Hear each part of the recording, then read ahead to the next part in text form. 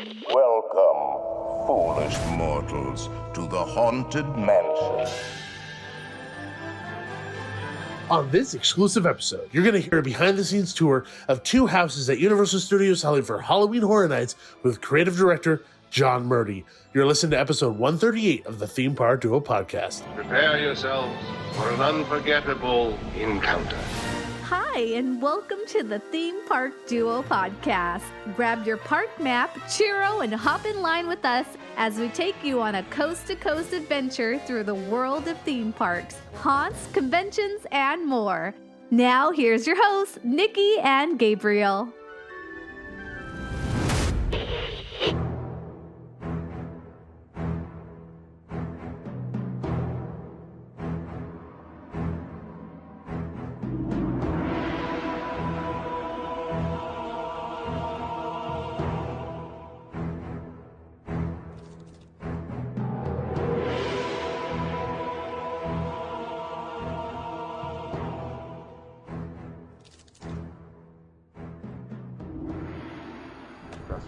All right, well, welcome.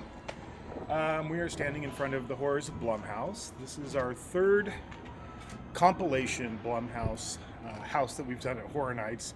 Although we started working with Blumhouse, gosh, I think back to 2013, the first time we did Insidious. So we've had a long relationship working with Jason Blum and his company. A couple things that are different this time around. In the previous two Horrors of Blumhouse experiences we created, we always set it in a movie theater, and it was always a Horrors of Blumhouse film festival. The reason we changed it this year is the location. We moved from, we used to be, I think it was Parisian Courtyard, then I think once it was downstairs on the back lot. But this year, as we were shuffling the slate around and figuring where we were going to put things, we decided to put it here in the Waterworld location. And this has this. It has this big permanent shade structure. So we couldn't build the facade that we'd built before, but that gave us an opportunity to kind of create something new. So literally as a joke, my art director, he goes, the facade's not gonna, the movie theater's not gonna fit. And I go, yeah, we're gonna have to come up with something else. He goes, why don't we do a video store? And he was joking. And I was like, that's brilliant. For a couple of reasons. One, I worked at video stores from the time I was in high school till, a classic mom and pop video store all through high school, all through college. I think even when I started at Universal, I still worked there on the weekends because I did the ordering for the whole store and everything from the time I was like 17 or 16 even.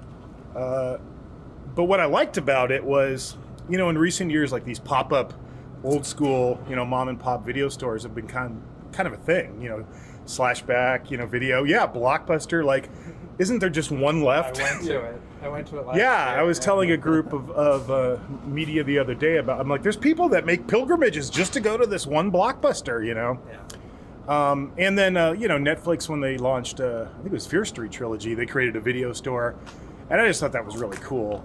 So the idea here is that this is an abandoned strip mall that's about to be torn down. So there's a couple things still missing out front. There's going to be all the condemned signage. This is going to be all tagged with graffiti, trash. But on this particular night, suddenly this video store pops up. And you'll notice that there's no name on the video store. It's actually there. It's just invisible. It's all done with invisible blacklight paint because we wanted to create this kind of faux neon, hellish looking neon sign. So this is Blumhouse Video, and it's your horror movie HQ. It's only open one night a year. It only rents horror movies, and it only rents two particular horror movies. It only rents Freaky and Black Phone, and that's one of the last things we have to do too, is finish dressing these windows. Our prop crew is busily making tons of VHS tapes with, we actually went into the Universal system. We're like, do we still have like packaging for VHS tapes? Which you don't, of course, but of course you still have DVDs. So they're recreating the packaging so they can make VHS tapes of Freaky and Black Phone and have it in the windows. The other thing that's different this time around, in the previous ones, we did like 3 movies at a time. We decided to just do 2 this time, and it really has to do with the content of these 2 particular movies. when I saw Freaky, I just loved it. I thought Freaky was great. I don't know if everybody's seen it or not, but what a fun horror movie, combining that idea of Freaky Friday with a horror movie. I just thought it was a heck of a lot of fun. And then when I got to screen Blumhouse before it came out, I'm sorry, Blumhouse. I keep saying Blumhouse for Black Phone. Black Phone before it came out. I thought that also had a lot of content to mine. So we decided just to focus on 2 movies. The idea with the video store is that it's pretty much like a portal to hell. It's there's going to be red smoke and eerie light coming through here. And then once you step through the video store, you're in the world of these 2 particular movies. And we go from there. So that's the main changes we did this go around with Horrors of Blumhouse. Like our previous houses, we always set it up with a title card for the movie we're dealing with, which I'll show you when we step on to the inside. Are pictures okay of this? Yeah, I think so. I mean, this is aside from the fact that it's not in show lighting. What's going to happen here? This is our title card that tells you, okay, we're starting with Freaky. There's a special effect associated with the Ladola dagger, which is its eye starts to glow red during the narration. So we're picking snippets of dialogue from the film. This is the Spanish teacher, I believe, when she's explaining what this dagger is and the curse that it has on it. And part of the challenge with Freaky really is, it's a story's kind of complicated to explain in the context of a haunted house. So as we go through it, I'll show you how we had to kind of come up with visual ways to tell this switching body story and the curse and all that. The other thing I really liked, I thought was very amusing and freaky, was the use of title cards for, what is it? It's Wednesday the 11th, Thursday the 12th, and then finally Friday the 13th. So after you see this, you see a title card for the first day, and then we take you into... Very cool. So that's the setup. Did you ever consider doing the opposite order, or did you want to start with kind of the comedic one? Yeah, I want to start with the comedic one, because by the time you get to Black Phone, I mean, you couldn't pick 2 films that are diametrically opposed in tone. Yeah. Freaky is a comedy horror film, and Black Phone is just dark. So we wanted to end with the dark one. Going through Freaky, of course, there's that opening sequence, which plays exactly like a slasher movie. It could be Friday the 13th, So you're in the house, the Blissfield Butcher comes in, smashes this case, takes the Ladola dagger, takes one of the ceremonial masks off the wall, and starts his killing spree with all these teenagers. So on the front end of the house, we just wanted to bam, bam, bam, bam, bam, hammer you with the Butcher. So there's a hidden door you can see in daylight where that is. It's right behind you. This panel right here. This whole panel opens, I believe. The question is, which way does it go? Oh, they locked it from the behind. There we go. Well, that opens normally. Put the latch on it on the back. Wow. So this whole panel opens. The Butcher attacks you, and then you see this poor girl impaled to the wall. So it's thunder and lightning, just like it is in the movie. And then through this, well, it's not really a window, but it looks like a window, the Butcher crashes through and comes at you a second time. That's a nice dummy. Yeah, it's really... It sounds like an offhanded compliment. That's a nice dummy. But I guess, yeah, she is a dummy. Yeah. I think the blue tape is telling... This is all prop... You'll see prop crew stuff all over this house. I think this is them telling them, it's locked. Secure it. The last thing we do, I should mention, the one thing you won't see in here is any blood. And that's because that's the very last thing our props and dressing crew does, because it makes such a horrible mess. We've, over the years, through trial and error, they've got all their own little recipes for blood, depending on what kind of blood it is. If it's what we would call scenic blood that's going to go on the walls, and that's one formula they make. If it's going to be blood that goes on the ground, they pour these huge puddles of blood, and when they dry, they cut them out and they just bring them in here and place them. So they kind of do all that work in our offsite facility, and it's really weird when it goes on. It's like bright pink, like bubble gum, and then when it dries, it looks all slick and looks like real blood, wet. So they'll do that like at the last moment before we open. And they have a lot of it to do, actually, because then you get into this, as you get further along, and even in this hallway, actually they have to do blood and wine in the next scene, because it's the kid with the, where they're in the wine cellar, and he takes that wine bottle and just shoves it down his throat. When we looked at that scene, and I'll show you, it's around the corner, we were like, well, this isn't really good for an actor. Imagine some kid, here, hold that, hold that for 7 hours. So we knew it needed to be an effect of some kind. And that's one thing across the board that we're really trying to step up this year. We're trying to step things up in a number of ways. Like last year was, it was kind of surreal for us because we had 2020, we had a whole event. Some of it was built and then it was canceled, as we all know. Everything had to be torn down. And then going into 21, the whole time we were just kind of on pins and needles. We didn't know whether we were going to have an event or not. This year, it's kind of like, we're just like kind of going mad. We're just like, go, let's go, live life to the fullest. So we're really trying to step it up on the scenic front, which you'll see when we get down to monsters too, that gorgeous, house and facade that we've created down there. But we really wanted to try to take a big leap with our effects. So we have a new effects person this year, and we also tapped into our own internal tech services department. We have a huge department that maintains this theme park. Not just like everything from plumbing to electrical. We have every trade within this division of Universal called Technical Services that services the theme park. But we also have highly skilled mechanical engineers, and we have people that deal with animatronics that are always dealing with, like, say, the Jurassic World dinosaurs. And they actually came to us, a whole group of them this year, a bunch of engineers, and they were all Horror Nights fans. And they were like, we want to make stuff for Horror Nights. And we were like, really? Okay, I thought you guys were busy, just taking care of the dinosaurs and all that. But we tapped into them this year, and we tasked them with a whole bunch of little engineering challenges, which I'll show you one big one in this house. But we also worked with them on this wine bottle thing, and we were like, okay, we want it to be like, freaking out. But then we want to do this effect where you hear that horrible gurgling sound, and then you hear this horrendous vomiting sound, and we want to make it feel like we sprayed you with, I guess, blood and wine, because that would be what's down there. And originally we had like a performer controlling that from behind the set, and they're like, oh no, let's do this with sensors and IR, and we're like, oh, okay, we haven't really done that in Horror Nights before. We do that stuff in rides. So when you go around the corner, I'll just show you guys real quick. You see there's a little sensor along here. Here's our poor kid who's been murdered by the wine bottle.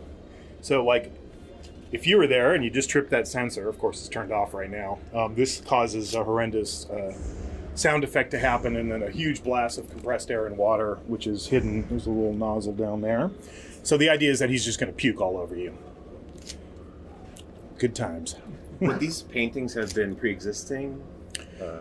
It's probably a couple of different things. We have an off-site facility that's kind of like a giant prop house. Like, part of it is just exactly like if you went to the lower lot and went to the property department.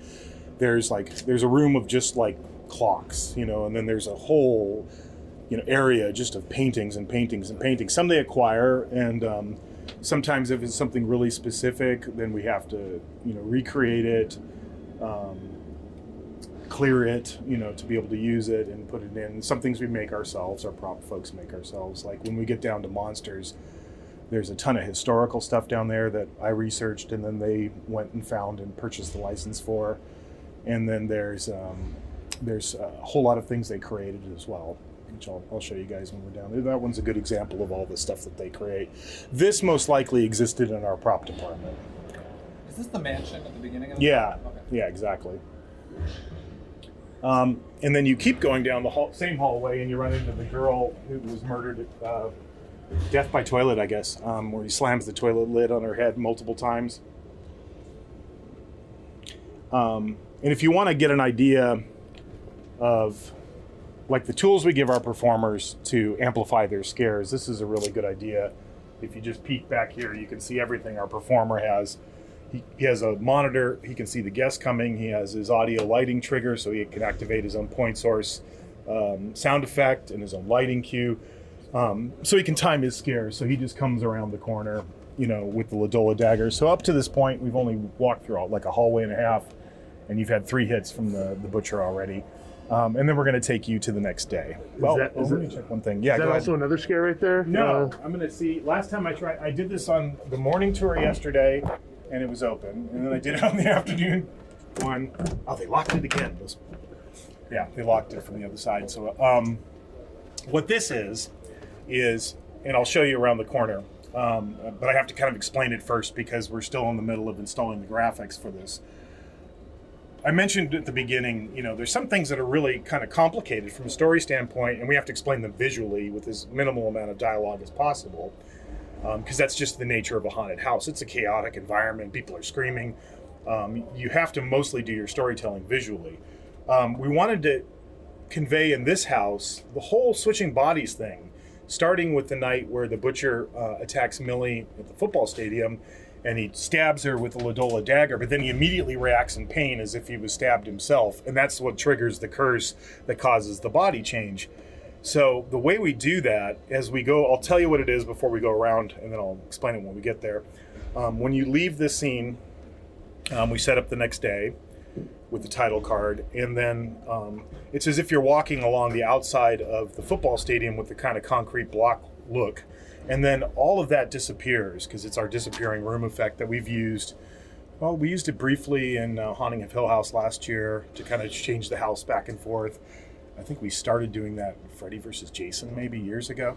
But in this case, we want all those walls to disappear, and then there's a set back here that the guests don't actually go into, but the performers are in. And it's that Aztec temple, and Millie's in her mascot costume with that goofy, beaver head, and the butcher stabs her with the Ladola dagger and then immediately reacts in pain as if he was stabbed himself. So there's a whole set back here, which is locked, of course. So everywhere you see that's going to be the walls that disappear. And I'll show you, they have test prints up, and they're all ones that we went, nope, nope, nope. But you kind of get an idea of the process of how we do this. I guess if you peek through that little hole right there, you'll see a whole big, huge cyclorama of the stormy sky back there, with a bit of the Aztec temple. It's like a little sneak peek. Are you guys looking for a ton of tall actors, or are you putting lifts on the costume? Yeah, trying to get, I think I met Vince years ago. Actually, where I met Vince Vaughn? It's pretty trippy. I created the little moment that's on the studio tour of Norman, where he's at the Bates Motel and he comes out with the body and all that whole routine. I created that. It was right after the backlot fire. It was like immediately after that. 08, something like that. Yeah. And like the first couple days we were doing it, I was just kind of hanging out there watching the actors perform, making sure it all worked. And then I kind of looked, and up the hill, I was like, somebody's up there. It was Vince Vaughn. And he was just hanging out, and he was just like watching the Normans. And I was like, hi, how you doing? And he's tall. Yeah, he's got to be at least 6'4", maybe? Because he played Norman. Yeah, he did. Yeah, when was that remake? Maybe he was doing research. I think 99. Yeah. Oh, yeah, that's right. It was earlier. Yeah. But yeah, he was just hanging out there watching the Normans one day. He must have been filming on the lot. But yeah, we're trying to cast as well as we can, people that are taller. And we're also trying to cast people that have a general resemblance, because a lot of the times he's wearing that butcher mask. But in a couple of scenes, he's not. He's lip syncing the track. So yeah, we did a pretty good job. I've seen the candidates that they selected. So cool. Yeah, casting's always interesting to see. Because it's just, we have maybe like 300 or more veterans that come back every single year. There's still people in the cast from 2006. I think that's down to 3 now. Wow. But we have a lot of people who come back year after year after year that are just part of like our family of characters that work this event. But then there's a whole lot of new people that come in every year. So you create these roles and then hope that they walk through the door and you can cast it. So you kind of see the process of how we get to doing this. What we do is once we get the scenic, like we would have photographed this wall and then given it to our graphic designer. So you can see this print's way too blue, this print's way too green. This print's close, but not quite the right match. So that's why this isn't up yet, because we're still going through that process of trying to match the gray exactly the concrete block. So under show lighting, like this will all just look like a wall, and then the whole thing disappears, and you see that little scene with the Aztec temple and the butcher trying to kill Millie. And then here's another challenge. This is another one that was difficult to figure out. Wanted to do that switching bodies moment. That's also hard to do without a lot of dialogue. So we came up with an idea, and it was inspired by probably a 2-second or maybe even 1 second shot in a montage in the film. Right after Millie's attacked by the butcher, she goes home, she takes a bubble bath, and then she goes to bed and she has a nightmare. And she's kind of tossing and turning in bed, and they do this montage of kind of like what she's dreaming about in her nightmare. And just for like a second or two, there's a shot of Millie's bed in the butcher's lair. And then it changes. So I thought, that might be a cool way to do the switching bodies thing. So we're going to walk in and enter part of Millie's bedroom, but there's one object that shouldn't be there. Oh my God, it's right. It's here. I'm waiting for that one. So you walk in, it's Millie's bedroom with the string lighting, except there's that weird thing sitting on her wicker clothes basket. We use scent in this scene and in a lot of scenes in mazes. There's a little scent cannon up there. And with the scent I was asking for, I said I want it to smell like Bed Bath & Beyond or Claire's Boutique. It's just something that screams, teenage girl's bedroom. And then there's another scent cannon in this scene that's like mildew and, nasty smelling. So you walk through this transition, and then you enter the butcher's lair, but Millie's bed is in it. And look, it showed up. Is this an effect or a scare spot? Yeah. This is the first time I've seen it. Oh, we still got to attach it. I'm not going in there until it's done. So what happens is Millie's tossing and turning in her bed. All of a sudden, her alarm clock goes off.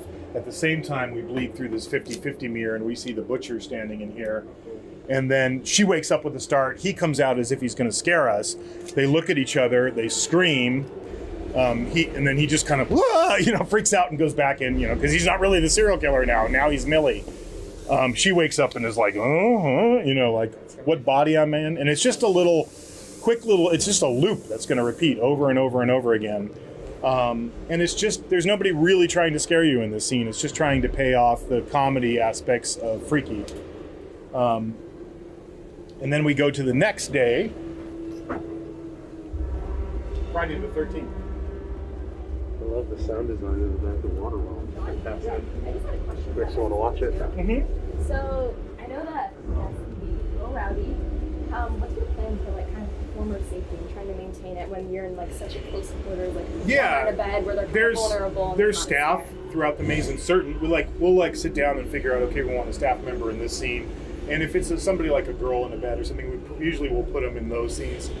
There's also video surveillance throughout the entire house, and there's somebody real time watching all of that, and there's multiple layers. Yeah. So now you're back in high school. Nightmare. We were joking the other night. We were in here, and I'm like, does anybody remember their high school locker combination? No. And there's some people totally remember it, and some people don't remember it all. Hey, do you need anything, brother? No, you're good now, but about 5 minutes we're going to do the inspection. Ho-ho! But you're good for a while. All right. Yeah. I'll keep going. If you need minutes, we'll kind of... all right, cool. Take it slow. Thanks. Yeah. Thanks for the heads up. Yeah. Millie's the scare, but now she's the butcher in Millie's body, and she's wearing that leather jacket like she does in the film, and she comes out with a knife to scare you. But we wanted to, again, work in the comedy, so we always work with our actors on their attack and their retreat when they go back into their hide.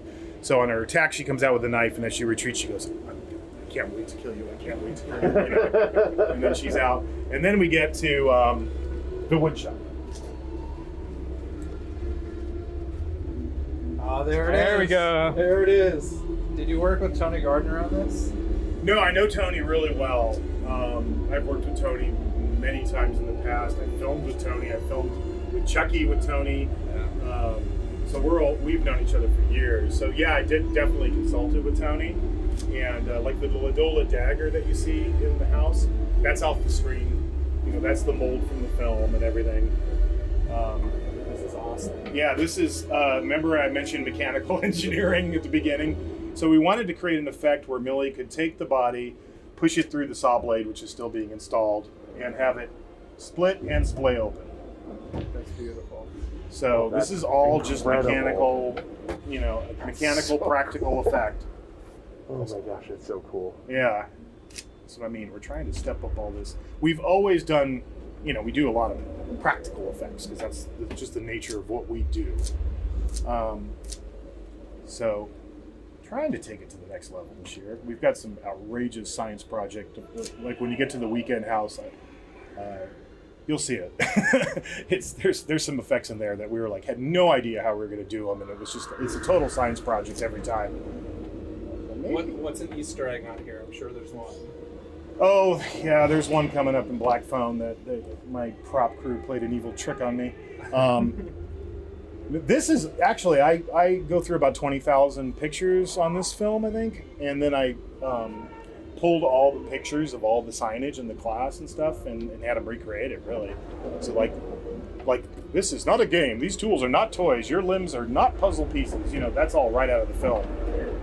So we just tried to recreate the film as best as possible, even down to they had to make buy all those, bird houses, because there's a bunch of because what would you make in woodshop? You make stupid stuff. You make bird houses and, coat holders and things like that.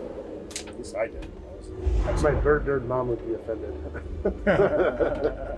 So this of course has a massive compressed air and water spritz, and then she has a screwdriver that she could pick up because she stabs them in the so that's the normal position. So it's more of a pullback. No, it's a push.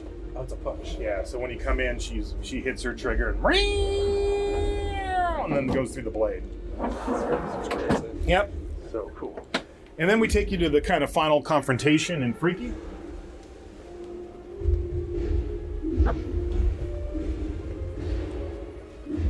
The jocks get their comeuppance. Bad way to go, worst way to go, even worse way to go. Yeah. Did you work with a different dubbing company this year? You know what? I'm not even sure with our props department. I mean, we acquire so much stuff. We have so many bodies. It's like I remember when I first started doing Horror Nights. One night I was going by the loading dock, which is just by Walter's Gate there, and somebody had shipped a bunch of bodies, and somebody had opened them, but they'd left them there. And I was working late, like always. That's why I always look like this during Horror Nights. And it was like midnight or something. I was like, oh my God, it was like, I think it was one of the first years we were doing Texas. So it was probably 08 or 07. And I was like, oh my God, they just left these bodies here, and I was like, we can't have this, because imagine in the morning, all the employees coming to work and there's just people sawed in half and dead bodies everywhere. So I was with Chris, my art director, and I'm like, Chris, we gotta take these to the maze and lock them up or something. Somebody's gonna mess with this. So we had my car, the hood up. We were loading dead bodies into the back of the car, and we have police on. We have a substation on property, and this black and white went driving by, and then I was like, looked at Chris, and I'm like, he's gonna be back. And then lights on, sirens, comes zipping around, gets out of the car. What's going on? And I'm like, movie studio. You're new, aren't you? He really thought I had all these, because a lot of times they look real. It freaked him out. So this is the butcher, unmasked, Millie in the butcher's body, and she's doing that scene from the end of the film. I want my body back. And then Millie comes through the curtain with a chainsaw, and she says, come and get it. And then this is kind of the last scene in Freaky, but as soon as you turn the corner, there's one more Millie hit with the chainsaw. Just why not? And then we transition into Black Phone. Ooh. Absolutely. So yes, there is an embarrassing Easter egg in here somewhere, and I'm sure you can find it. Yep. So I got this weird email from my prop crew, and they were like, hey, do you have any pictures of yourself when you were 12 or 10? Oops, sorry. And I was like, well, I do back in Ireland, but here, I just have a few here in LA. And so I sent him a few pictures, and somehow a picture of me as an altar boy from the 70s ended up as a lost kid on all these posters. So this is our title card set up for Black Phone. The only thing missing is there's a massive graphic that goes over here that's printed on 4-way stretch material with a hidden slit in it. So we saw the freaky title card. So what we're trying to do is kind of condition our guests. Okay, it's the title card. Nobody's going to scare us. And then the grabber comes bursting out of the film poster and tries to grab you. Quite literally tries to grab you. And then we take you into the grabber's house. Oh.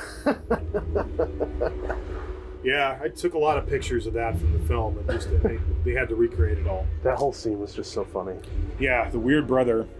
I felt so bad for him. Yeah, it was kind of a mess. A little bit.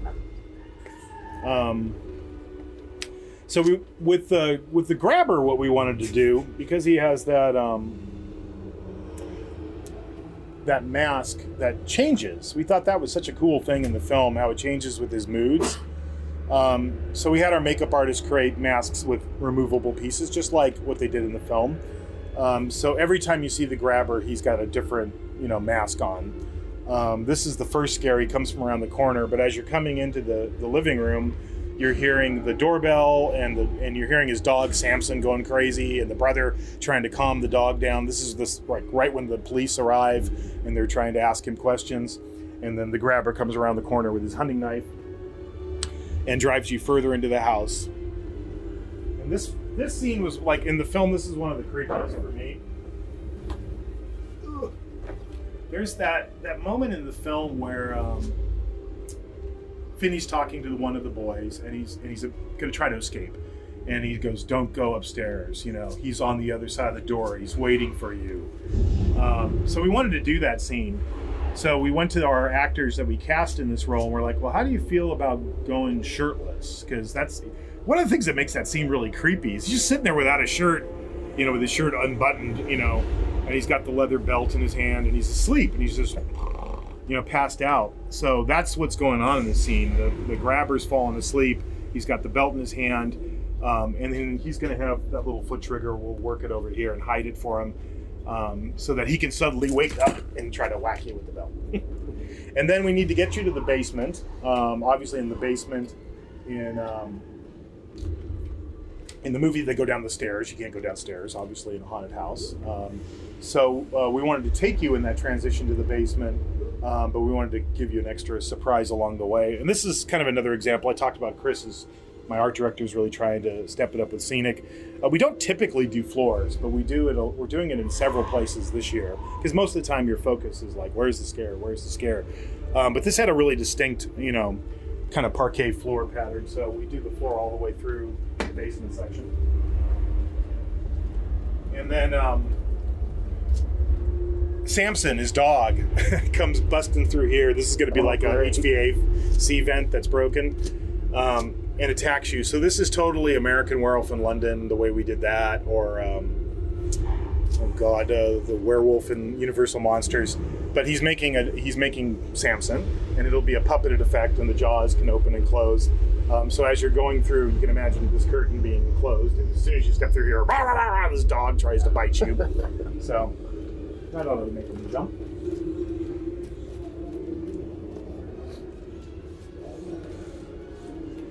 And then we finally arrive at the basement. There's his dead brother who's been hit in the head with an axe.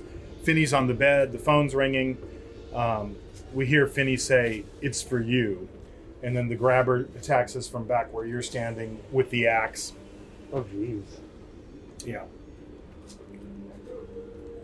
And then this would be what we call in Horror Nights the final scare. And then sometimes, we do the final scare, then we do maybe like a final scare.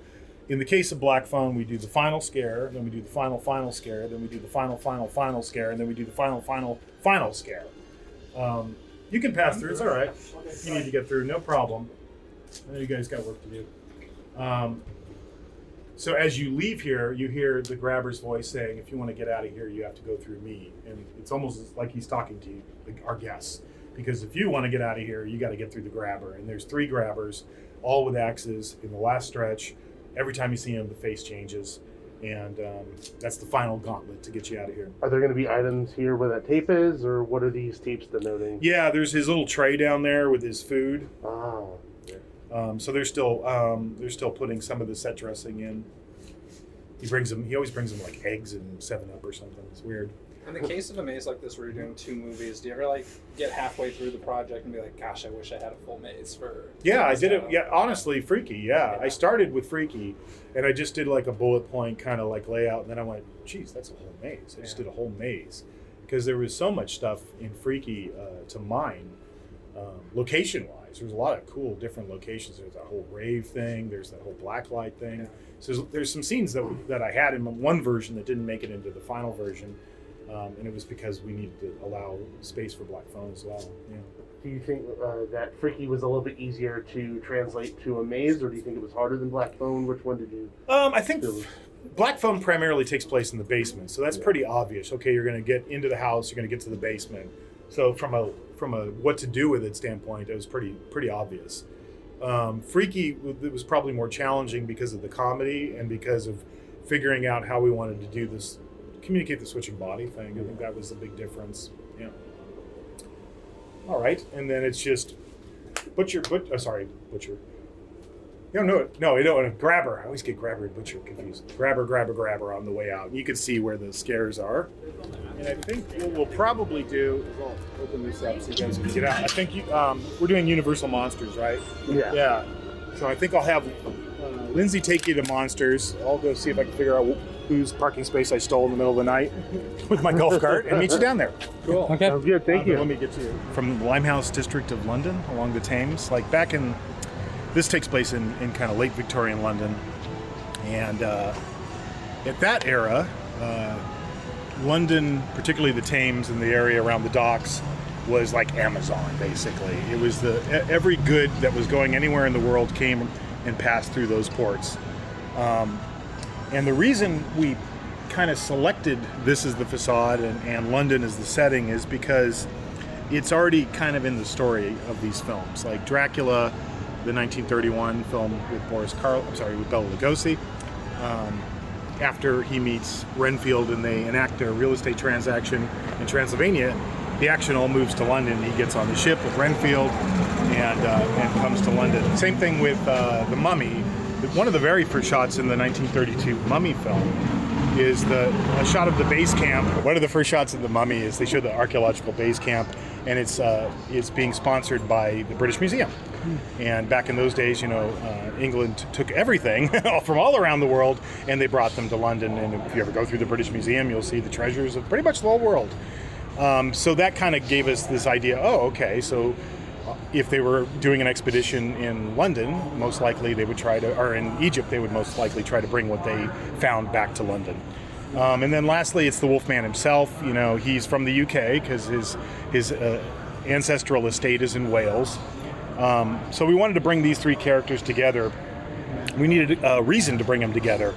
And what we decided was the common thread between these 3 characters was the idea of curses. All 3 of these characters are cursed in different ways. The Mummy is quite literally cursed when he, is caught in the temple with the princess and put to death in that horrible way where he's mummified alive and buried in his sarcophagus. This curse is placed upon his very tomb in his sarcophagus. Dracula gets to live forever, but he can't go out in the daylight. So imagine how productive Dracula would be if he could feed day and night. And then the Wolfman is cursed by the cycles of the moon, and every time the moon is full, he turns into this horrible beast and kills people.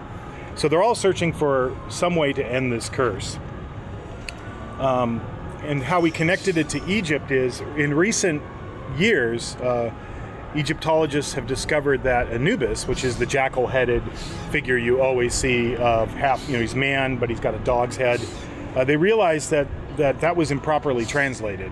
That he isn't actually a dog-headed deity, he is a wolf-headed deity. And that made us go, oh, he's a wolf and a man. That's interesting.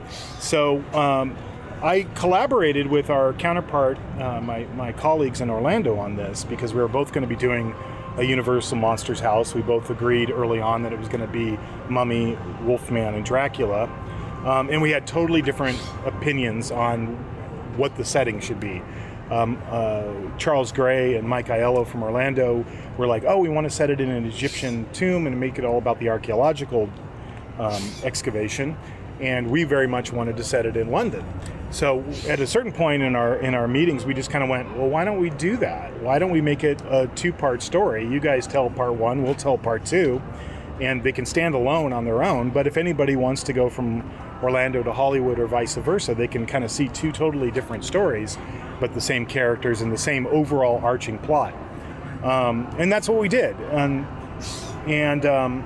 Then we needed an object to focus. Like there's always an object in these mummy movies. It's the scroll of Thoth. It's always something that the mummy needs to be resurrected. So we came up with the idea of this burial amulet. We call it the Amulet of Amun-Ra, who's pretty much the god of gods, but specifically the god of sun. And his hieroglyph is a sun with a snake coiled around it. So we took that idea, we turned the sun into a fire opal, we took the snake and we kind of uncoiled him from the sun and made him 2-headed, and then we set that against scarab beetle wings, and made it a burial amulet. And so it's both a costume piece the mummy wears, but it's also a special effect because it has LED technology to make it pulse like his heartbeat. And all of the monsters are after that. And now we've arrived at the shipping and receiving warehouse, which if you notice, there's a very large Easter egg up there. Alucard. Dracula spelled backwards. Dracula's got money. He lives in that big castle in Transylvania. He does that real estate transaction at the very beginning of Dracula. So he owns the shipping warehouse. He shipped his coffin back here, but just through a series of circumstances, right when his coffin arrived, so does the mummy's sarcophagus, and so does the Wolfman, and it's game on. To kind of set up that story, we decided we actually needed a pre-show. So we created our own little video that's going to play while you're waiting in line, and that's going to set up this whole idea of curses and what brings these characters together, the Amulet of Amun-Ra. And then we sprinkled Easter eggs throughout the whole thing. There's another one over there. All the symbol of Amun-Ra is stamped on these crates, so that tells you they came from Egypt. And then all the dock workers are dead, so it's just like the boat in Dracula, and some of them have puncture wounds in their neck. So I have a new effects guy this year. His name's Dave Boring, and he's just like on fire about special effects. So one Friday, he's like, I'm going to make an animatronic seagull over the weekend. And I was like, really? Okay. And he's like, I think it would be cool to have him on the dock. And I was like, go for it, And it's probably animatronic might be a little like a stretch. It's an animated figure with servo motors that moves and its head moves and everything. I think that counts. Fits the bill. It moves. It's not quite an animatronic. But in any case, let's get inside. Probably as complicated as a Small World doll. Oh, these are heavy ones. Yeah, so all of the things on the walls here are all historical maps of London from that time in the Thames and the Limehouse district. Oh, nice floor again. Yeah, again, we decided that we wanted to add flooring to this. And some mazes have ceilings. Just across the board, trying to change it up. If you've been to Horror Nights, and if you've been to any of our Universal Monster mazes, or if you've been to other, probably Pandora's Box, I think this boy was probably in there too. You've seen like this Anubis statue probably multiple times. But what we have in our production facility off-site is we have all of these statues and different props and dressing from Steve Summers' movies, the Mummy movies, The Mummy Returns, the Mummy from '99. I worked with Steve when we did the Mummy ride in 2004. So they gave us all this stuff after the movie wrapped because it was just going to be destroyed. Because back when they were making the Mummy movies, we weren't quite set up the way we are now, where there's an archive where hero props always go to the archive, but then there's all this stuff left over from movies that usually gets sold or dispensed with in some manner. But we went, yeah, we'll take the statues. So the vast majority of these have never been used for Horror Nights because they're just too big. We just don't have room for them. But this time, last year around this time, I was in our warehouse and I was like, oh yeah, we have all these statues. And I was like, I'm definitely going to write something for this year that uses these. So that meant we actually had to bring some of them in before we even built the walls because they were so big. So it was a fun opportunity. Oh look, free cobwebs. This one comes with like free unless they actually did. No, they didn't do our cobweb shed. I can can tell that's one of the last things they do. So he's been sitting on a shelf for a while in a proper house. So as you come into this is like where if you arrived with your boat, you need to check in with your paperwork. You hear that very iconic laugh, and then you hear somebody say, "Master, we're here," and that's Renfield. So as you're coming through this scene, suddenly Renfield appears in this mirror laughing, or in this window laughing, and as you turn the corner, he goes and slams the bang window. And he's the first character you encounter, and then you go into the holding room, which is the big scene with all the statues. Wow. Yeah. This is absolutely stunning. And all of this is screen used from the Mummy. Everything? Yeah. All this, that statue, the big statue of Horus. They're all right out of the Mummy movies that were made in the 90s, early 2000s. Sorry, get out of your way. Sorry. That's so cool. So here's the Mummy Sarcophagus, which has just arrived and been opened. So obviously our mummy performers here. Opposite it is Dracula's coffin.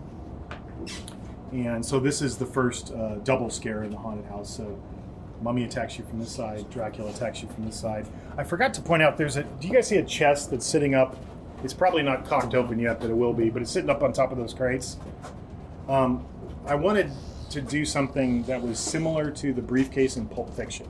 I wanted this mysterious open chest that's glowing with this otherworldly like amber light, but in our case we're also making it pulse like a heart with the sound of a heartbeat, so it's dum dum dum dum, and that's the mummy's heart because it's the amulet that's keeping the heart alive. So there's a couple times where you encounter this glowing chest as you go through the haunted house.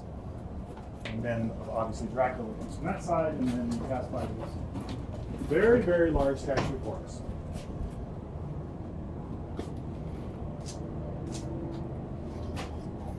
Wow. Yeah. I was even looking over. Boy. Goodness gracious. Yeah, these have just been, we've had these for like a long time. Where did they shoot those movies? That wasn't something that was like shot here, was it? Tunisia? I think it was like Tunisia or something. I don't think I was ever on the set of those particular films because when I started working on The Mummy, we opened it in 2004, and the first Mummy movie was 99. So I think I came on board right when they were releasing the second Mummy movie. But I do remember they did film that big model scene here, that opening shot from The Mummy, where it goes through Cairo and it's a pan shot. Those are all models. That was early CGI. Show, right? Yeah, it's part Yeah, exactly. Yeah, they comped live action into the model, but it was one of those, probably one of the last. Well, I guess these days directors are starting to do models again, but it was this big. I mean, it took up like a whole soundstage. It was crazy. I remember when they shot that. So this is the holding room. This is when they're uncrating everything. And the next room is the storage racks. This is where they're organizing all the goods that are going to get shipped from one place to the other. And we meet the next character. In a lot of this particular house, as far as the Mummy goes, I wanted to look more at the sequels, which is, there's plenty. We did a whole string of Mummy films in the 1940s, Mummy's Hand and the Mummy's Ghost, etc., etc. And in all of those films, there's always these guys called the High Priests of Karnak. And they are like the protectors of the mummy. And they basically like control him. And they do that in our house with the amulet of Ra and keeping his heart alive. So you're going to run into the High Priest of Karnak as you go around the corner.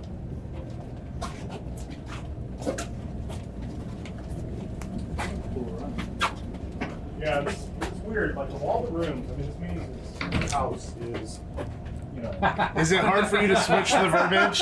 Is it really hard? Yeah, because I've been doing it for, geez, this is my, if you count 2020, it's my 17th year of Horror Nights, but I guess in reality it's my 16th. But what prompted it? Was it just a corporate thing? Marketing just wanted to have the same term used coast to coast, which isn't unreasonable. For whatever reason, and none of us can really explain it honestly, Orlando has always referred to their haunted houses as houses, because I'm sure that's where it came from. It was like, oh, a haunted house. So they've called them houses since the beginning. We've called them mazes here in Hollywood since the beginning, and predates me. I actually had to look it up. I was like, well, where did this come from? Because I got asked really early on, do you have any angst over this? And I was like, personally, I don't really care. It doesn't really affect me. It's like, I'm just gonna have to train my brain to call them something different.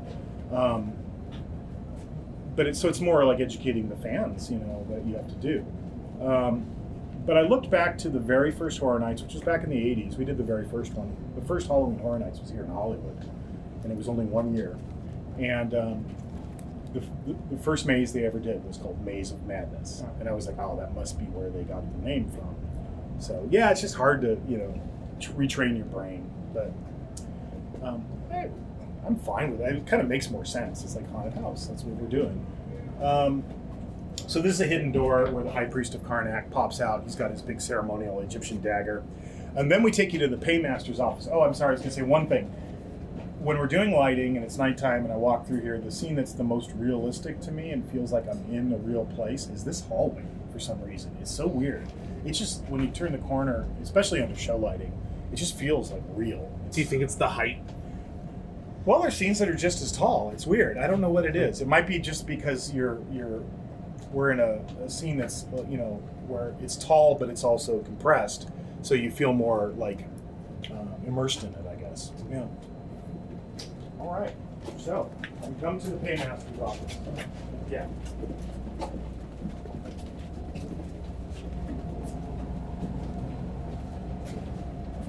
Stupid question, but do they pump AC in there, or is it just cool? Oh, there we go. There is AC that's pumped in primarily for the crew that's working during the day, because you put this in a black tent and it's 10 degrees hotter than it is outside. Yeah. So it gets brutal. And we have fans and stuff, but it's at the end of the day, it's a tent and it's open, so it's only so useful. This is a screen. Yeah. Screen. Yeah.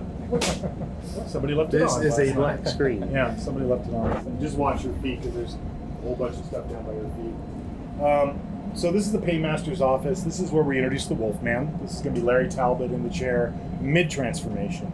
So this is unlike the other characters that are fully transformed, which are the mask. This is a full-blown prosthetic makeup. It takes about 90 minutes to get the performers into makeup, which is an eternity for Horror Nights. Yeah. In a movie you could do that, but we're hundreds of actors are getting into makeup every single night. But we pick certain characters. La Llorona is another one. We're doing that all with makeup this year, as opposed to, I think in the past we did like a full face prosthetic. So how many actors per night would that be? Well, this one, there's only this one role that has to do this, so it's only two people, actors. So it's reasonable. So we kind of pick it. Sorry, is it just like Frankenstein meets the Wolfman, that kind of transformation? Yeah, it's that kind of look, and he's, all his bones are stretching and popping, and it's the painful, horrible agony of that, and he's screaming and freaking out and looking at his hands. And then that's obviously a display back there, and that's going to be projecting the full moon. We wanted to do a fun thing with the moons in this house. Every time it's a scene featuring the Wolfman, it's a pale blue moon. Every time it's the Mummy, it's a harvest moon, which is kind of a golden amber color. And every time it's Dracula, it's a blood moon. So it's like nature itself is reacting to this curse. It's a good example of what our props and dressing crew does for Horror Nights.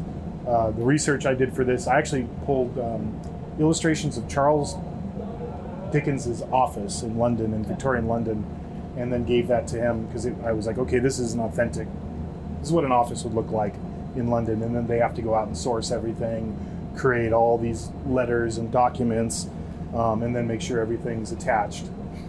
So it's a tremendous amount of work. And then when we leave here, we're going to the graveyard. I mentioned, or maybe I didn't, that there's kind of three major sections to this house. There's the warehouse, there's the graveyard, and then there's the museum.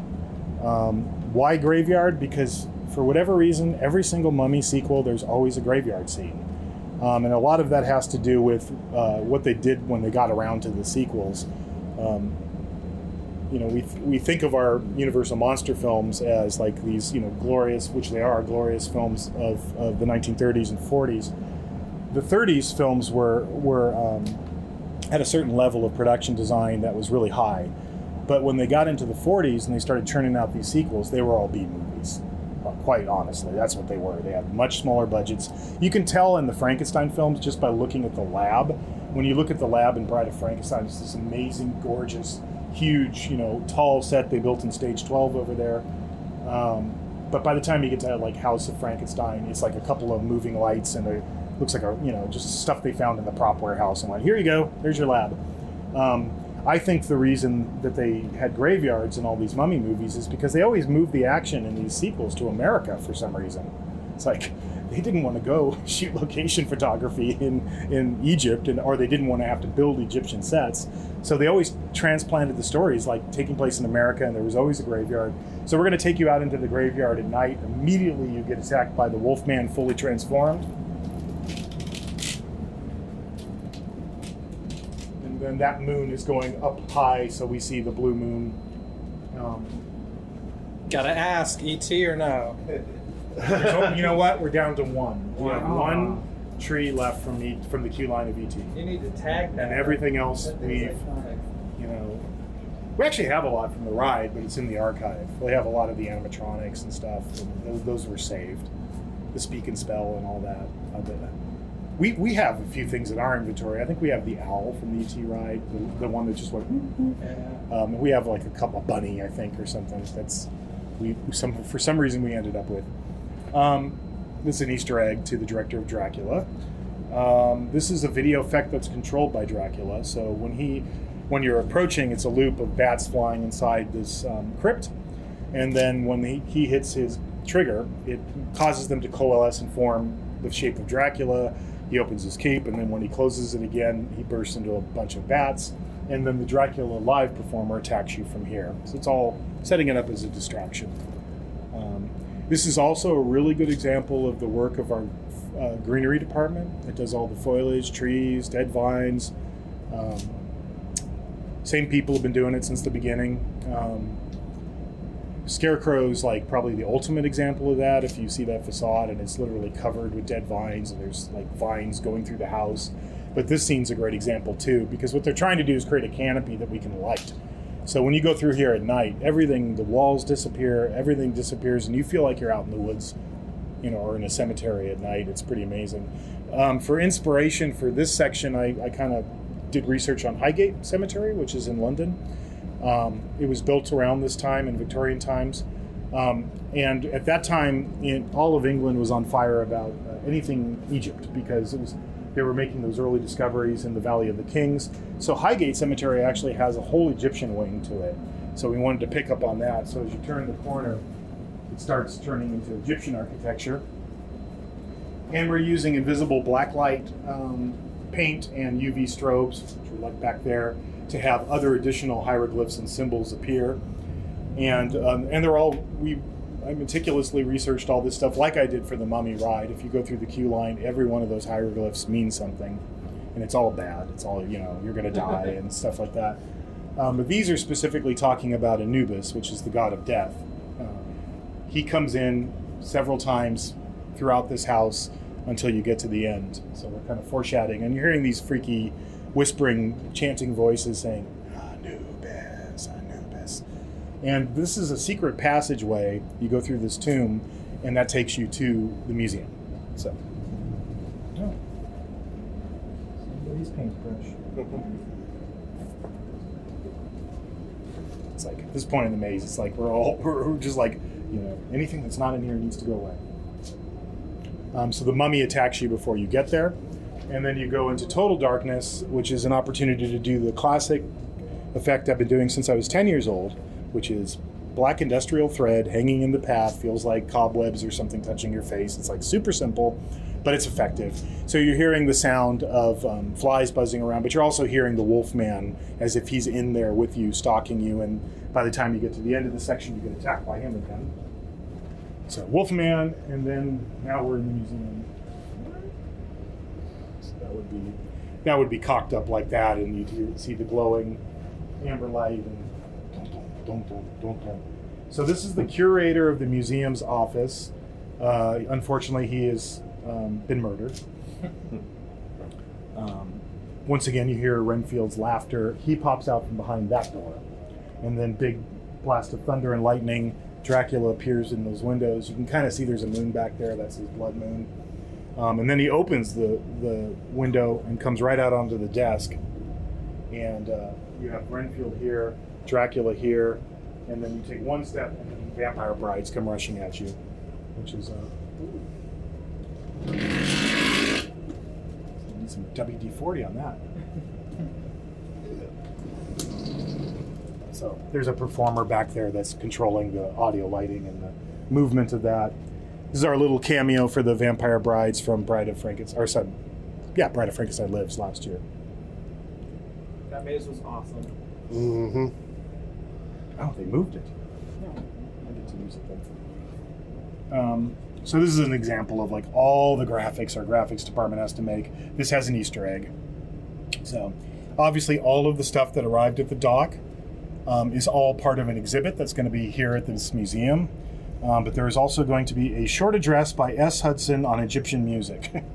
S. Hudson is Saul Hudson, that's Slash's real name. So Slash from Guns N' Roses, he's doing the entire score for this house, like he's done for every one of our Universal Monster houses. And this is the 5th collaboration between Slash and myself, going back to 2014 when we did Clowns 3D together. So Slash has written a whole new score for this, which you'll experience when you go through it. So pretty cool. When can we expect the vinyl release of those? I know, everybody keeps asking me. The way I structured it with Slash is I'm just like, hey, it's your music. You own the music 100%.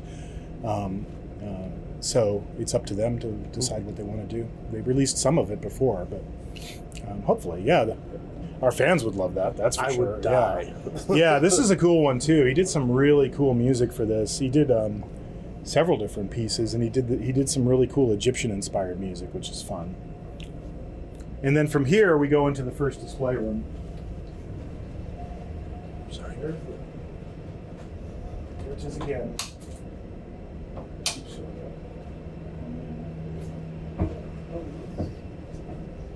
So up here is the High Priest of Karnak that you saw earlier. He is standing over this flaming brazier. This is all special effects. All of this looks like burning embers when it's turned on. There's smoke routed through it. And he's holding the mummy's heart that was in that case in his hand, and he's doing an incantation trying to bring all these mummies back to life, because his end game is he wants to restore the old kingdom. So those are figures that come to life and push out at you. Their eyes glow. They all start glowing when he does his incantation. The heart was funny because it's like, it's hard to find a good heart, like, you know, prop wise, like it's like looks real, because real hearts don't look like the way people think they look. My brother-in-law is a cardiologist in Dublin, so I called him up and I was like, hey, I know you have a 3D printer.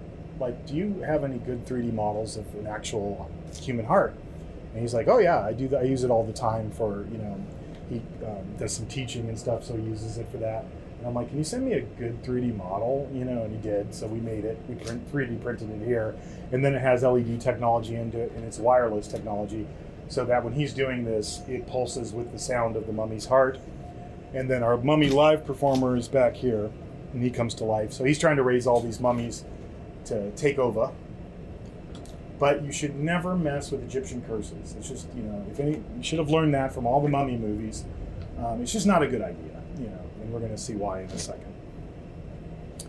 That's classic props. That's great. Don't touch it. Everything on this cart is freshly glued. Please let it set up. Thank you. Props. Yeah. There's nothing, if you want to make prop people angry, touch their stuff. Drives them crazy. Because they have to, everything has to be attached, so you have to go through and screw or glue or whatever. Every single thing you see in these houses is like a Herculean effort just to do that, let alone source it, install it, etc. So there's all, they have this weird thing with tape. They have tape everywhere. There's another one.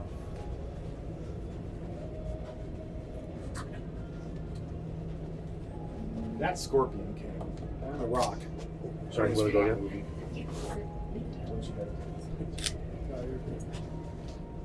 All those weapons are from the Mummy movies too. We got all those stunt ones, so they're all made out of rubber or foam.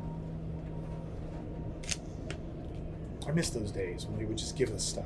Because they used to do that all the time. Like, movies would end and they'd be like, do you want anything? And we'd be like, yes. That's how we built like half our inventory, But it doesn't really happen anymore. Why is that? Is just more because there's like a whole archive? business for selling them now.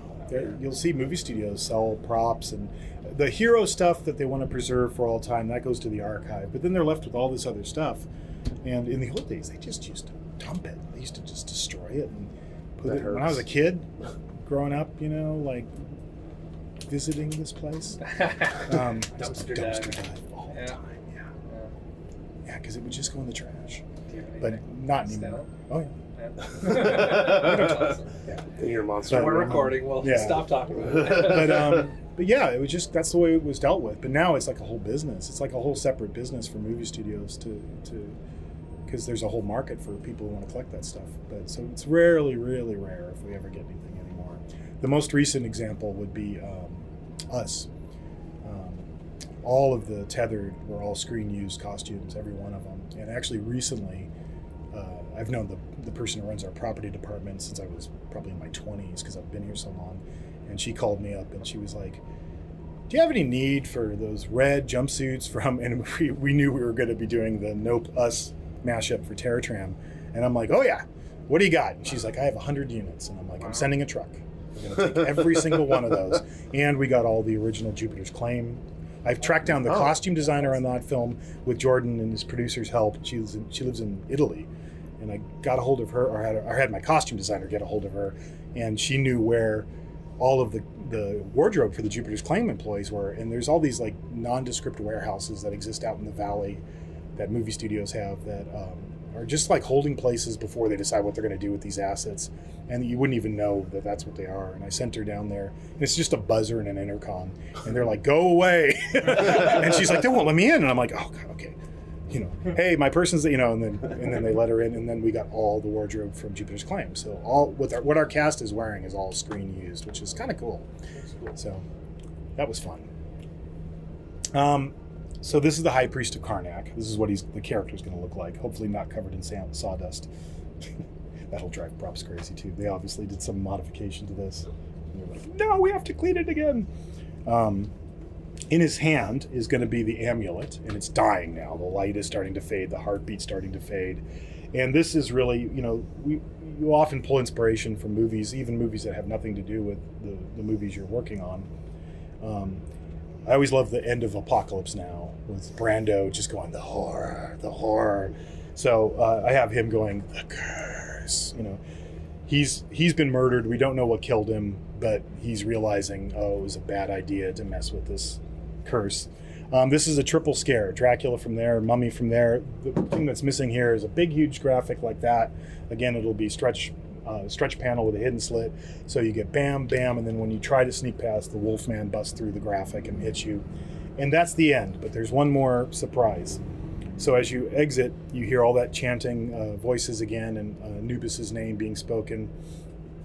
And you get attacked by a stilt-walking werewolf Anubis. So it's like we created our own universal monster that doesn't exist.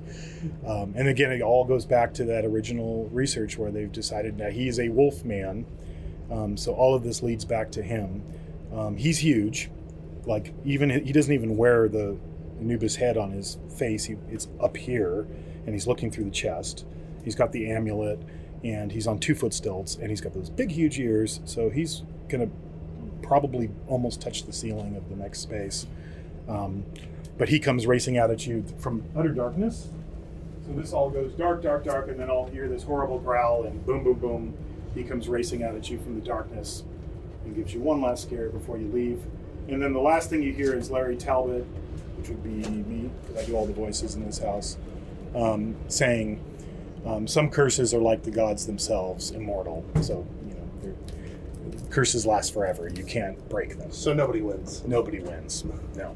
I like that kind of thing. I do, yeah. I do Renfield, I do Dracula, I do Larry Talbot, which is, I'm a classically trained thespian. I went to school specifically for acting. I had a full ride scholarship, but then I got into writing during college, and I decided I didn't want to do that for a living. So now the only time I ever use that skill is for Horror Nights. So I do a lot of voiceovers. Over the years, I've done everything from Mother Bates in the Psycho to, Sweet Licks. Yeah, Sweet Licks the Clown and Clowns, the dad in Poltergeist. I've just done probably hundreds of them by this point. And I'm going to do that today. I'll be doing more voiceovers today for some last remaining stuff we got to record. But it's kind of the nature of Horror Nights. Everybody wears multiple hats. All of us are theater rats. All of us came up from theater, for the core people who do this event. So theater's a great training ground for this stuff because all the disciplines we deal with are all things you deal with in theater: costumes, lighting, props, set design, direction, all of it. So we multitask a lot. So at this stage of the project, I think it was last night, I grabbed my art director, because we're here till the cows come home every single night, and none of us will stop working until it's open. So you guys, happy Labor Day, we'll be here, but we all have a lot of knowledge about a lot of different areas. So I was supposed to do lighting tours with my art director last night, going through and looking at focus and all color and all that. And I was like, I need to focus on audio. All right, I'm going to take audio, you take lighting, and then I'm going to deal with the cast at 11 o'clock at night. And then we just kind of divide and conquer. And literally one of my main production designers who works under Chris Williams is number one production designer named Brandy Creason. I came through here and she was literally hanging curtains, like those curtains, those black ones. And I'm like, what are you doing? And she's just like, oh, I'm just helping out props because, they have a lot of work to do. And I'm like, that's cool. Everybody just does that. Like at some point, Chris Williams will be painting something in one of these houses, I guarantee you, because he started as a scenic painter. So he knows what, he'll come in and it's probably going to be the Universal Horror Hotel because we have all these pagan symbols in there and like all-seeing eye written in blood and stuff. And I know Chris is going to end up painting all that stuff because that's just the way he rolls. So probably there's a tent over there, so we won't be in direct sunlight. So why don't we go outside and we'll... but anyway, I'm happy to answer questions you guys have about either house or anything, related to Horror Nights 2022. I feel like whenever you guys do a Universal Monsters maze or house, yes, sorry. How dare you? The fans tend to get really into it and excited. So I was wondering if you're surprised at the current generation's willingness to embrace the classics. I'm so happy about that because that was my greatest fear. In all honesty, I intentionally resisted doing anything with the Universal Monsters, even though it is by far my greatest passion in the world of movies in general. I grew up on those films. I've been a fan of those films for over 50 years. I have a massive collection of Universal Monsters memorabilia in my house. I'm very precious with it. I'm a purist. I don't like anything messing with the traditional classic films. Just my personal taste. And I just didn't do it. I mean, we did Monsters remixes about as close as we got, but that was like a total goof. That was like, okay, we'll make it a rave, and that wasn't really a serious attempt at taking on these characters. Shortly, when 2018, when we were asked like, can you do something with the Universal Monsters? And I was really worried about it. And I remember talking it over with my wife at the time, who knows my obsession with these characters, and she's like, don't do it. It's going to break your heart because it's not going to succeed. She was dead set, like, these kids, kids today aren't going to be into movies from nearly 100 years. Next year's the 100th anniversary of Hunchback. That's how old these movies are. And that was the worst thing to say to me because then I was like, I'm going to do it. I'm going to make it work, and I got on this crazy rampage about like, we're going to find a way to make this work, but we're going to do it with respect. So the main design mandate from the beginning is I want to start with what's iconic. If it was Frankenstein, it's the flat head and the bolts in the neck and all the things that are iconic about these characters, and then we're going to go back into their stories and we're going to find what's truly horrific, which there is in every case. Dracula lives on human blood. I mean, you know, and we're going to find a way to tease that to the surface so it can visually show in the masks, but still be iconic and still be instantly recognizable. You should be able to look at any of these characters and go, oh, that's Dracula. And find ways to make them relate to a modern day horror audience. Like Dracula is a good example. My analogy for him is he's a meth addict. You know, not literally, but he's addicted to blood. He's addicted. He has to have blood. He's just like an addict. And like addicts show their addiction on their face, particularly meth. If you look closely at our Dracula mask, you'll see all the little veins, you know, have come to the surface in his face.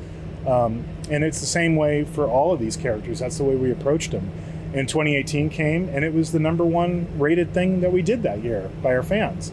And that was just like such a, like, that'll probably, when all is said and done and I'm long gone, that's going to be the thing that I'm the most proud of Horror Nights, is like, wow, you know, somehow we took the Universal monsters and made them relevant to a modern day horror audience. And now they're anticipating it, which is fabulous.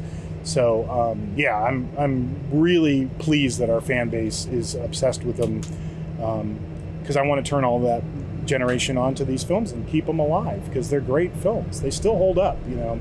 They're different, you know. They're not going to scare anybody the way they did in 1931, but in our world, in our universe, we're definitely carrying that torch. So it's really cool. I'm really pleased. Yeah.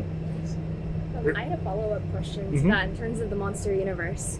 So does this kind of take place anywhere near the Bride of Frankenstein lives? Because I know the Drac brides are pretty much annihilated by the bride at the end of that maze. So I'm curious, does this story have any relation to that, or are they completely No, separate it's things? funny. Like the fan, and this is a fan thing. They're like, you must have planned this all out in advance. and they say, I don't know if we'll ever know the truth about Star Wars. Like, you know, I was 10 when Star Wars came out, so I remember that, you know. But like all the fans were like, there was this multiverse that was all planned. Really? I don't believe it. That movie, nobody thought that movie was going to be a hit. There was no science fiction movies that were hits. That was a real downtime for science fiction before Star Wars came out. It redefined everything. So I take that, I'm very skeptical that this was all master planned. And no, we never master planned. If I master planned this, I wouldn't have torched the Bride of Frankenstein in the second one, because she was burnt to a crisp and she had no arms, you know, she was all in pieces. And then we did the Bride of Frankenstein Lives. So no, there was no multiverse planned. You know, I honestly was just hoping that we'd get to do the one. And then once it succeeded, that's when I went, okay, now where can we go? And that's why we're doing original stories now. We did that for the first time with Bride. And that was really a cool way to extend the Universal Monsters universe just within the world. Has nothing to do with the films. It's just within the world of this event. But now we can create original stories and do our own iterations, but still approach it with the same respect that we did from the original one. Sorry, I'll call that. So no, it wasn't planned. No. In the maze, I'm sorry, you raised your hand. You can go for it. That's fine. But the fans think it was, because they like write all these, and this is, I'm like, well, that's nice, but no. Yeah, the Drac brides don't have all those burnt crosses and everything. No. It was literally just like, hey, it'd be fun to have the vampire brides pop in here just for a goof, you know. Because it does work with the story, because Dracula, why does he want to be able to go out in sunlight? He wants to create more vampires. He's trying to take over. The mummy or the high priest of Karnak are trying to take over. The Wolfman's the one guy in the mix who just wants to lead a normal life. He's the one. I always felt bad for the Wolfman. Like, even when I was a little kid, like, you know, all of these, for the most part, I think across the board, all of these movies that we made in the 20s, 30s, and 40s, and even 50s with creatures kind of like this too. They're all tragedies. They're all sad. You know, that's why I became so attached to them at a young age. I just instantly related with them. I related with the monsters better than I did my contemporaries. You know, I felt bad for them. You know, I felt like they were mistreated, and I think that's why I became so protective of them. You know, is I just thought, like, you know, it's not their fault. You know, and certainly with the Wolfman, I mean, just dumb luck. He's out in the woods. He gets bit by this werewolf, and now he's afflicted. That's kind of, you know, it's Shakespearean stuff. It's terrible. Yeah. Yeah, that's what I thought about, like things like Phantom of the Opera, and you look at Phantom is all about unrequited love. You know, he just wants Christine to love him. He goes about it in a weird stalkery way, but that's his goal. Is he's just in love, And the Hunchback too. It's a horribly sad story, This, he's in love with Esmeralda, but he's physically deformed and isn't going to end up as the object of affection. I love that it's not in our film because it was silent, but in the Charles Laughton one where he's got his arm around the gargoyles and he's like, why was I not made like these, made of stone, It's all of it's like, it's heartbreaking stuff. But yeah. In the mains, you had talked about getting costumes for the Jupiter's Claim characters from the film. So for Terror Tram, I know that we're going to have the Tethered there. Yeah. What characters can we expect to see from Nope on the Terror Tram? Yeah, it's I should probably explain Terror Tram because it's kind of hard to explain. There's Terror Tram, which we've always done since 2006. That occupies from where you drop off, which is kind of by the Bates Motel, to War of the Worlds. That is Hollywood Harry's Halloween. So that's the third go around with our original character, Hollywood Harry. And this time he's having a Halloween party, and it taps into all of this stuff. It's all the vintage tropes of Halloween. It's skeletons, sheet ghosts, black cats, vampire bats, jack-o'-lanterns, but then just like the monsters put through our filter and HHNized. And then when you get to the end of War of the Worlds, you continue up the street, up Steven Spielberg Drive, and you literally, I kind of really like the marketing line is taking a dark new twist, because I'm like, that's exactly what it's doing. You're going up the street, it's taking a dark new turn, I think is the word. And then you take a turn and you arrive at Jupiter's Claim. So that's like a whole separate experience. It's not connected to the story of what's going on with Hollywood Harry. The idea is, and it was Jordan's idea, and I was immediately like, yes, great idea, because it's really hard to translate Nope to Horror Nights because it all takes place up in the sky. So what it is the aliens have just attacked the stadium and sucked out all those people. Anyone left behind, which is the Jupiter's Claim employees and those poor reenactors, those cosplay dudes and dressed like bank robbers or, miners, they are left behind. And it's like, oh, thank God, the alien didn't take us. And then the Tethered from... it's kind of brilliant. It's great because it's like, it's mashing up two totally different cinematic universes, which is, kind of in the way, what's the movie... there was Split, and then there was Unbreakable or Glass. Yeah, Glass, where M. Night mashed up his universes. I thought, this is cool. He's mashing up his two cinematic universes. So the Tethered at the end of Us, that last shot is that big, huge aerial shot where you just see them hands across America, stretching across America. So eventually they get to the desert, which is, I was on the set of Nope, last summer. And they filmed that up by Magic Mountain. But it was out you had to drive forever. It was in the middle of the desert. And so they eventually got there. They got to Jupiter's Claim, and then they do what the Tethered does. They start killing everybody. So you've arrived right when that's happening is the idea. That's fun. So it's fun. But they are very separate. They're thematically totally different experiences. You're just using the same conveyance system to get to them. Yeah. So it's kind of like the train at Disneyland. It's like, we're going to drop you off here, you can see this, and now we're going to let you experience this. But it's a whole new thing. So it's a major enhancement to Terror Tram. Yeah. So we're going to be able to walk through Jupiter's Claim? Yeah. Yeah, I'm going to be out there tomorrow night, 9 o'clock, with Jordan's producer, with Jordan's choreographer, which is also really exciting. There's a woman named Madeline Hollander, and she did all the blocking for the movie Us. So all that crazy balletic moves that Lupita and all the other characters did. She's Jordan's body movement specialist choreographer, and so we worked with her on Us. She actually blocked that entire house. I came through and said, "Here's what I've got going. Go to town," because I knew that she's the expert on that. She created it. So I'm doing the same thing with her Saturday night. We're meeting out on the back lot at 9 o'clock at night because we're waiting for the trams. We don't want to be like, tram, it's like kids playing, football in the street or something, or stickball or something. Because that's what it's like. You're out there and you're like, tram, and you have to leave.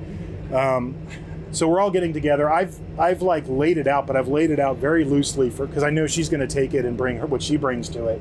And then she's going to be working with all our performers. We'll be doing off-site just work on tethered choreography, and then we'll come on site for our day with the cast again on site, and then we'll do it all. But she's going to block it all, which is really cool. It's pretty rare to have the person who did the film actually directing your talent, which I think for the cast is really exciting. So it'll be awesome.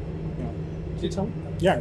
Did you find that, so the backlot stuff that used to be part of Horror Nights and was kind of replaced by Curious George last year? Oh, you mean Metro Set? Yeah. Is that, is there a reason that stopped? I think the pandemic has a lot to do with it because, this place was all shut down. Yeah. Not only us, but the movies were shut down. That's why, Top Gun comes out, 2 years after it was supposed to? Same kind of thing. Whole huge backlog in production. If you drive around the movie studio, I know because I do it every single day. I was driving by 6 Points and it's just covered in dirt and there's a huge crew in there. And then I turn a corner and there's a crew in Colonial Street or Wisteria, and there's just production. Oh, and I don't know if you've noticed, but we're ripping the studio apart and building all these new sound stages out by Barmgate Transportation. Massive new sound stages. So that was fast. Yeah. And which is cool. Production seems to be with the things the government has done, there's a lot more production in LA than there was in the past. And there's a lot more production on our lot. So it's just a case of all these people wanting to film. And so that's been the whole history of my time with Horror Nights. It's find a location, lose a location, find another location. When T2 was there, we built those Rob Zombie's House of 1,000 Corpses, Alice Cooper Goes to Hell, and then that turns into Despicable Me. Can't build a haunted house in Despicable Me. It just doesn't jive, Shrek, we had haunted houses. We used to have when I first started, we had the whole Western, area where we built houses and streets.